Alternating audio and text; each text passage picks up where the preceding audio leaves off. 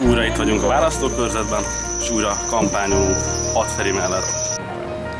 Szociális baloldali ifjúsági mozgalom kivándorlás brutális mértékére egy ilyen flashmobban hívta fel a figyelmet. Mi úgy hívtuk, hogy mosogatószivacs flashmob.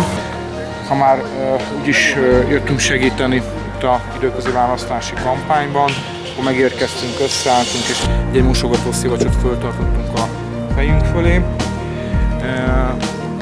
Elég abból, hogy 2014-ben 31.500 fiatal, egy kisvárosnyi ember ment el külföldre dolgozni Magyarországról, mert nincsen olyan jövőkép, nincs olyan megélhetés, amely egy tisztességes életpályát tud nekik biztosítani.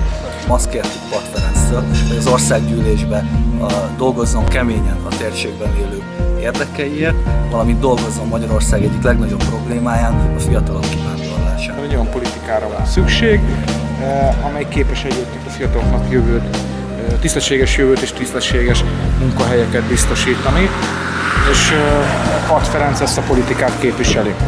Hát egy hónappal ezelőtt, amikor Tapolcán jártunk, megéreztük a változás szelét, és ezt érezzük most itt is. A Szociális baloldali ifjúsági mozgalom azért támogatja Pad Ferenc jelöltségét, mert Pad Ferenc már bizonyította Ajkán. Pad Ferenccel kezdődik el a változás. Hajrá Feri!